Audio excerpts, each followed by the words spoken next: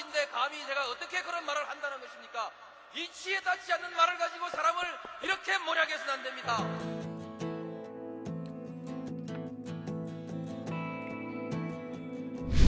기나긴 밤이었거든. 압제의 밤이었거든. 사랑이 한몸 썩어져 이 붉은 사나에 사랑 해방의 횃불 아래 걸고 숨이 사나에.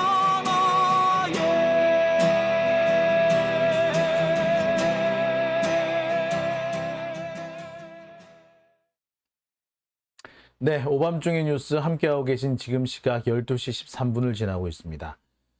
윤석열 정권이 들어서고 난 다음에 우리나라 정치의 수준이 전반적으로 크게 하락한 것 같습니다. 적어도 장관이 되면은 함부로 정치적인 발언을 안 하고 정쟁의 이원이 될 만한 발언은 안 하는 것으로 그게 대체적인 지금까지의 흐름이었고 그게 여야 모두 지켜야 될 불문율로 돼 있었습니다. 근데 윤석열 이후에 오히려 큰 소리 치는 게 큰 소리를 쳐야만이 내가 당하지 않는다. 뭐 그런 식의 행태가 많이 늘어난 것 같아요. 여러분 잘 아시겠습니다만 윤석열이 지금 뭐 그 장모와 관련된 의혹이 이번에 처음 나온 게 아니죠. 과거에는 장제원이나 권성동이나 김진태 이런 사람들이 이 윤석열의 장모 의혹을 적극적으로 제기했던 때도 있습니다.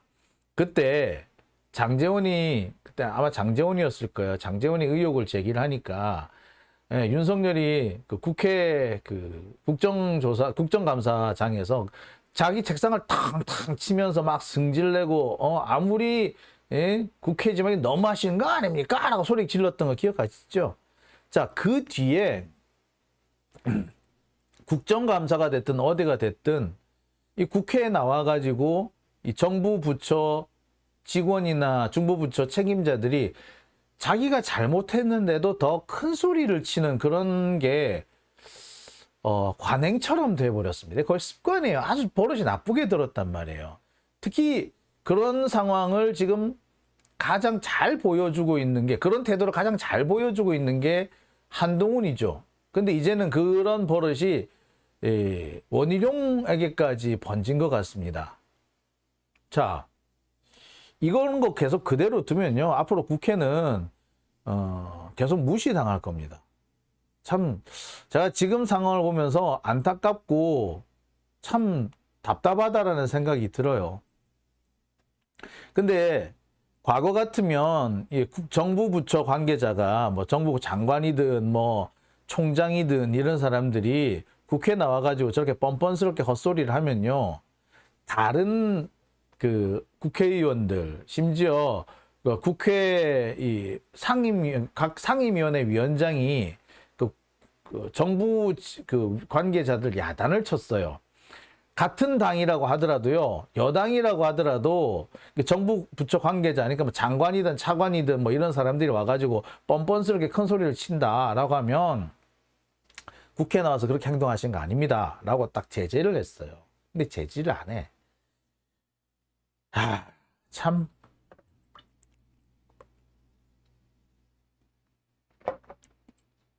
이런 상황을 계속 우리가 보고 있어야 된다는 게 참 안타깝습니다. 이 상황이 이렇게 된 것은 솔직히 말하자면 법사위를 넘겨줬기 때문에 그래요. 법사위 위원장이 김도읍이기 때문에 벌어지는 현상들입니다.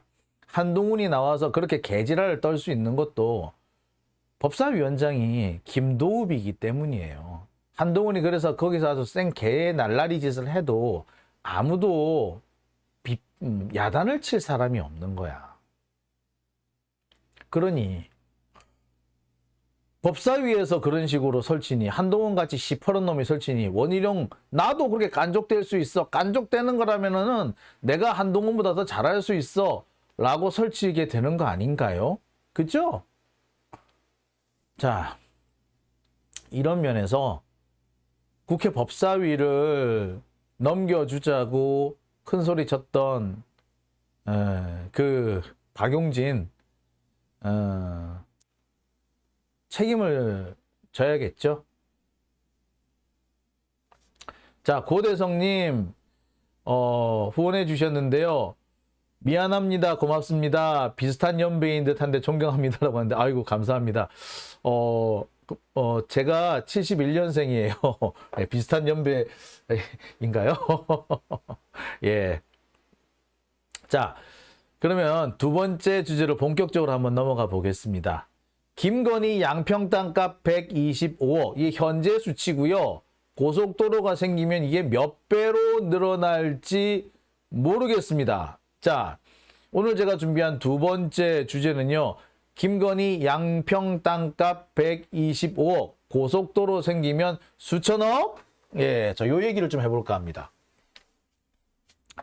자, 이거는 뉴스타파에서 최근에 양평에 부동산 전문가들을 직접 데려가서 그 현장을 이렇게 답사를 쫙 하고 난 다음에 여기 땅값이 어느 정도 될까요? 라고 평가를 받은 거예요. 일종의 감정평가를 받은 거예요. 자, 그랬더니 김건희 양평 땅값의 현재 총액은 125억 정도가 되더라. 근데 이거는 고속도로가 생기기 전이기 때문에 이게 고속도로가 생기면 이것이 몇 배가 뛸지는 모르겠다라는 것이 이 전문가들의 대체적인 견해라고 합니다. 근데 제 경험상은요, 고속도로가 됐든 아니면 고속화 국도가 됐든 하여튼 이게 신규 도로가 간선 도로망이 하나 생기잖아요. 그러면 부동산 가격은 2배 내지 3배, 많으면 4배까지 뛰는 걸 봤습니다. 예컨대 그런 거예요. 경기도 양평, 똑같은 양평인데 서종면이 있어요. 서종면에 그 경춘 고속도로가 생기고 난 다음에 서종면 땅값이 어느 정도가 올랐느냐. 특히 고속도로와 가까이 있는, 고속도로 톨게이트와 가까이 있는 서종면 문오리 일대 여기 같은 경우에는요. 그 전까지 2억 5천 하던 그 전원주택의 가격이 6억 7억까지 갑니다. 제가 말하는 거는 대략 전체적인 대지가 한 150평에 건평 한 40평 정도 되는 그 전원주택으로는 자그마한 거예요. 그냥 딱 적당한 크기가 되는 그런 사이즈의 전원주택인데 이 정도가 원래는 2억 5천, 6천 이렇게 하다가 지금은 6억, 7억 그렇게 갑니다. 딱 보면은 2.5배가 늘어난 거죠. 거의 2.5배, 3배 가까이 늘어났다고 보면 될 겁니다. 양평군 서종면의 이 가격대를 볼 때 만약에 신규 고속도로가 양평 읍내로 지나간다고 한다면 그리고 그 주변에 다양한 다른 고속도로 노선들과 겹쳐지는 그래서 연결되는 노선들이 추가로 생긴다고 한다면 가격대는 더 많이 오를 수가 있죠. 특히 김건희 고속도로 주변에 있는 그 강상면 병산리 천번지 일대 여기 같은 경우에는 고속도로 2개가 통과하는 곳이고 근처에 고속도로 휴게소까지 생기기 때문에 아마 땅값은 더 많이 뛸 것이다 라고 제가 말씀을 드린 바가 있었습니다. 그러니까 제가 볼 때는 3배, 4배는 기본으로 뛴다라고 보는 게 맞을 것 같아요. 자, 하나하나 구체적으로 좀 설명을 드리겠습니다. 뉴스타파에서 공개한 자료입니다. 김건희 일가가 가지고 있는 땅이 이렇게 쭉 있는데 모두 29필지에 124억 8천만 원 정도가 됩니다. 이게 해보니까 125억이 정도 되는 거고요. 현재 공시지가만 해도 42억이 나옵니다. 공시지가가 42억이니까 실제 거래 가격은 125억 정도 나온다고 보는 게 맞을 거예요. 자, 이 중에 20개 필지, 29개 필지 중에서 약 3분의 2인 20개 필지는 병산리에 있는 땅이고요. 나머지는 공흥리랑 백안리, 양근리 뭐 이런 데 있는 땅입니다. 면적으로 보자면은 병산리 쪽이 약 한 3분의 2, 60% 정도 되고요. 나머지 뭐 이렇게 공흥리라든지 백안리 있는 땅이 또 일부 있습니다. 전체적으로 봤을 때 공흥리 이 여기 강상면 병산리 쪽에 그 토지가 훨씬 많다고 볼 수 있을 것 같아요. 저는 일단 여기에서 이 가운데 병산리 땅값만 일단 한번 보도록 하겠습니다. 자. 확대해서 보여드리면 그렇습니다. 총 병산리 땅값은 모두 20개 필지가 있고요. 제가 면적을 쭉 계산해 봤더니 24,000 평 정도 된다고 보면 될 것 같아요. 24,000평 정도 되는 그런 부지가 됩니다. 전체적으로 액수를 뒤져봤더니 24,000평에 대략 현재 시가로 보면은 100억이 조금 안 되는 80억에서 100억 정도 사이에 있는 그런 정도의 액수라고 보시면 되겠습니다. 그러니까 그 병산리 쪽 땅이 훨씬 더 그 액수가 큰 거죠. 한 90억대? 100억이면 좀 많겠고 한 90억대 정도가 된다고 보면 되겠네. 자, 저는 이렇게 볼 수 있습니다. 자, 여기서 말한 거는 병산리 땅만 그렇다는 겁니다. 양평 땅 다 합치면 125억이 맞아요. 자, 근데 문제는 고속도로가 새로 놓여졌을 때, 새로 생겼을 때 이 땅값이 얼마로 오를 것이냐라는 거잖아요. 그죠? 자, 그래서 제가 실무 경험, 직접 거래를 해봤으니까, 뭐 여기저기 제가 그 시골 땅값을 제가 직접 거래도 해봤고, 뭐 제가 또 사기도 하고 팔기도 하고 했잖아요. 그래서 시골 땅값, 경기도 외곽 주변에 땅값이 어느 정도 되는지 제가 말씀을 좀 드릴게요. 대체로 시세가 그렇습니다. 경기도 외곽, 그러니까 제가 여기서 말하는 거는 가평, 양평, 경기 광주 요런 정도를 말하고요. 또 서울 북쪽으로 하자면 의정부에서 양주 정도가 되면은 이 정도 가격이 나옵니다. 임야는 10만 원에서 30만 원, 농지의 경우는 30만 원에서 조금 더 갈 겁니다. 그리고 대지인 경우는 기본이 100만 원입니다. 여기서 말하는 것은 평당 가격이 그렇다는 겁니다. 자, 여기서 중요한 거는요. 정말 중요한 부분인데요. 진입로가 있어야 그렇습니다. 진입로가 없는 경우를 우리가 맹지라고 그러죠.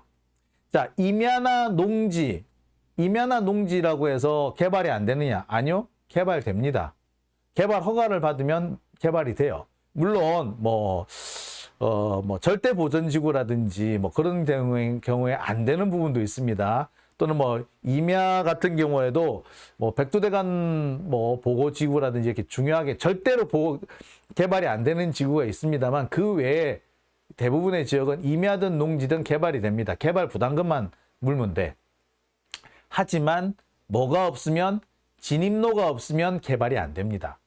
따라서 그 땅이 임야냐 농지냐 이게 중요한 게 아니고 진짜 중요한 거는 진입로가 있느냐 없느냐입니다. 진입로가 없는 경우를 우리 보통 맹지라고 하죠. 맹지는 휴지 조각이나 다름없어요. 그러니까 인근 땅을 사들여 가지고 도로를 만들어야 돼. 자, 여하튼 경기도 외곽 부동산 가격은 대체로 이렇습니다. 자, 땅값이에요. 근데 만약에 이거 여기에 아파트가 들어선다면 어떻게 되느냐? 아파트 가격은요. 요즘 경기도 쪽 아파트 가격도 많이 올라가지고요. 평당 800에서 1000만 원까지 합니다. 진짜 많이 올랐지. 그러니까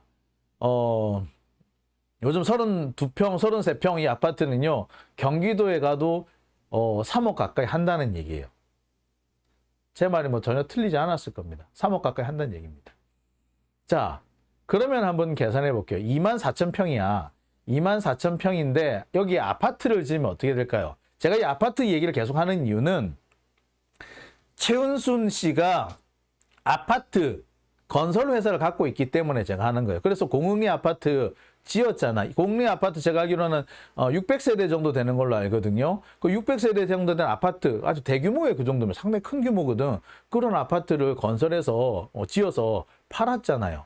따라서 여기 2만 평 정도 되는 땅이면 작은 규모의 미니 신도시 같은 게 들어올 수도 있어요. 자, 어디 보니까 수변구역이라서 아파트를 못 짓는다라는 그런 개소리를 어딘가 했던데, 공흥리 아파트는 거기도 수변구역이었죠. 여러분 아시다시피 공흥리 아파트도 수변구역이었는데 거기에 아파트가 들어섰죠. 그래서 뭐 여기 그 강상면 병산리 여기에도 그 수변구역이라서 아파트 못 들어선다라는 뭐 매일경제인가 거기서 기사를 그렇게 썼던데, 미친 새끼 제대로 알아보지도 않고 수변구역이라도 요즘 잘 만들어서더라 이 자식들아. 아이고, 그 택도 아닌 소리를 찍찍 갈기고 있는데, 아니 그러면은 공흥리 아파트는 어떻게 지어졌는데 계속 어디서 개나발을 불어 진짜. 자, 어쨌거나 아파트를 만들어서 지을 경우에는 평당 이렇게 가격이 껑충 뜁니다. 그런데 24,000평의 아파트는 도대체 몇 채가 들어갈까요?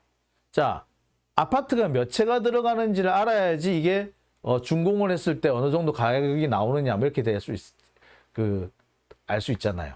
그죠? 자, 보통 아파트는요 용적률이 500%를 내줍니다.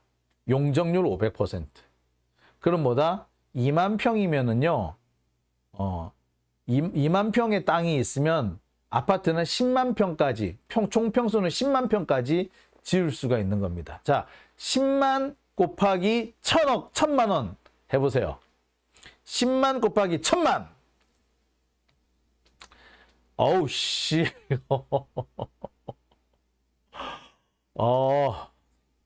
예.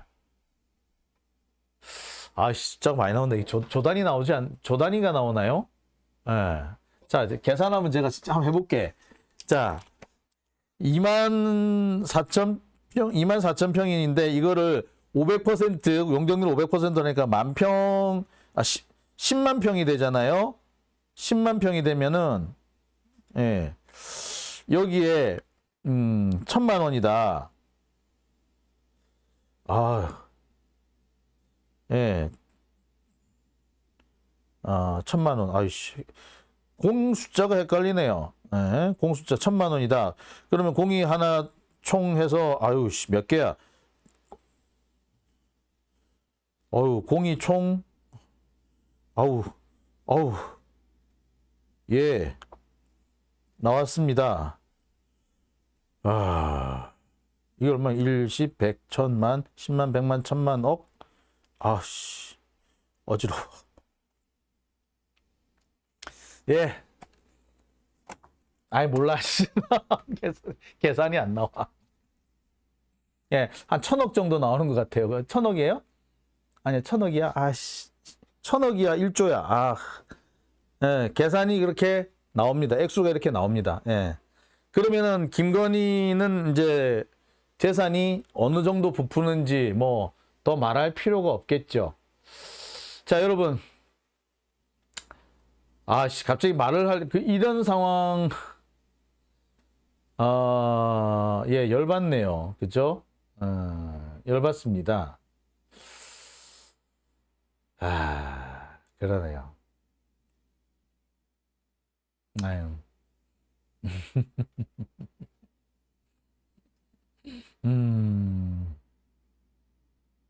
네. 예. 1,000억이 좀 넘는, 1,000억인가요? 1조인가요? 하여튼 그렇게 나오는 것 같네요. 예.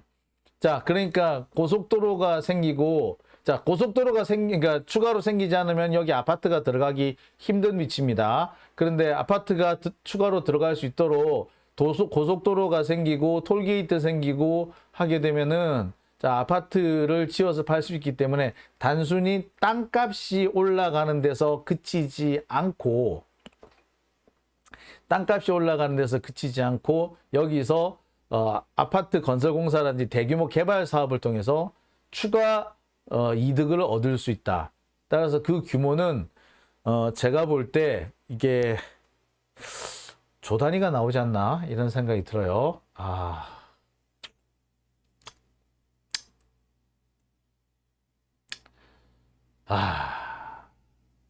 그렇습니다. 네. 자, 진실화님, 토지가 평당 가격이 1,000만 원이면은요, 분양가는 3억 정도가 됩니다. 예, 분양가가. 예. 토지 가격이 1,000만 원이 아니고요. 평당 가격이요. 평당 가격. 토지 가격이 1,000만 원이란 얘기가 아니고요. 아파트 평당 가격을 말합니다. 토지 가격. 어떻게, 아니, 시골 아파트, 시골 땅값이 어떻게 1,000만 원까지 올라가요? 그렇진 않죠. 그런데, 대지는 100만 원 선이라고 보시면 되고요. 제가 이렇게 말했잖아요. 그런데 아파트의 경우는 준공된 경우에 아파트 평당 가격입니다. 아니, 당연히 아파트 평당 가격에 이렇게 잘못 계산하신 것 같아요. 조금 오해가 있으신 것 같습니다. 자, 김용환님, 100원에 땅 사서 권력형 비리로 1조 원을 만들었네. 1조인가요? 예, 그렇죠. 1조. 예.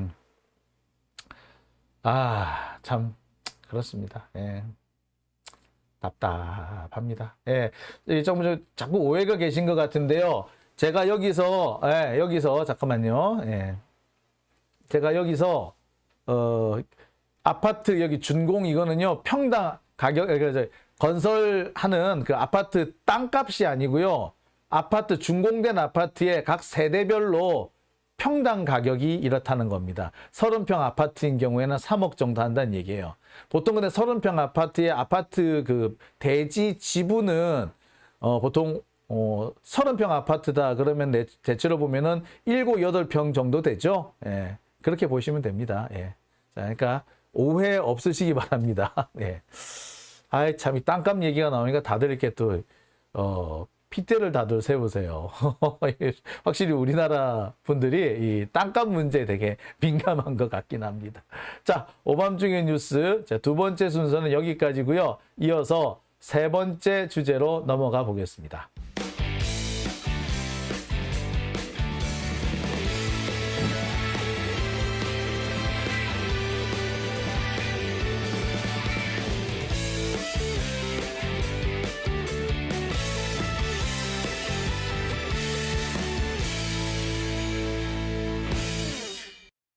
네, 오밤중의 뉴스.